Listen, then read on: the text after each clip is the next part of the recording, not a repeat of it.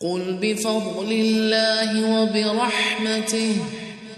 فبذلك فليفرحوا هو خير مما يجمعون۔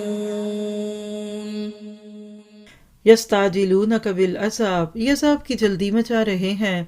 اور تسلی رکھیں کہ جہنم کافروں کو گھیر لینے والی ہے، اس دن ان کے اوپر تلے سے انہیں عذاب ڈھانپ رہا ہوگا، اور اللہ تعالیٰ فرمائے گا کہ اب اپنے بداعمال کا مزہ چکھو،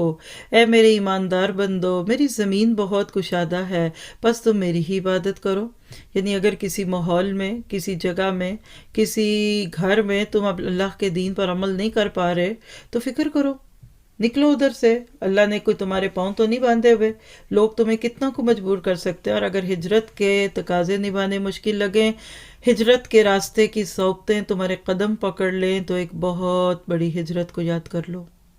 جو بالآخر تم میں ہم سب کرنے والے ہیں، اور وہ ہے کل نفس ذائقۃ الموت، ہر جاندار موت کا مزہ چکھنے والا ہے، اور تم سب ہماری طرف لوٹائے جاؤ گے، اور جو لوگ ایمان لائے اور نیک اعمال کیے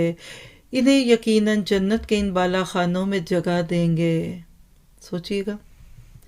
جن کے نیچے چشمے بہہ رہے ہوں گے، جہاں وہ ہمیشہ ہمیش رہیں گے۔ نیک کام کرنے والوں کا کیا ہی اچھا اجر ہے۔ کون ہیں وہ لوگ؟ الذین صبروا وعلی ربہم یتوکلون،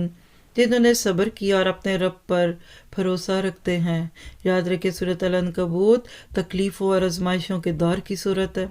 ہر ایک کو گھر گھر میں آزمایا جا رہا ہے، کسی کو پتھروں پہ لٹایا جا رہا ہے تو کسی کو دھمکیاں مل رہی ہیں۔ تو اللہ تعالیٰ ایسے وقت میں صحابہ کرام سمیت ہم سب کو یاد دلا رہے ہیں کہ موت کو یاد رکھو، یہ دنیا 4 دن کی ہے،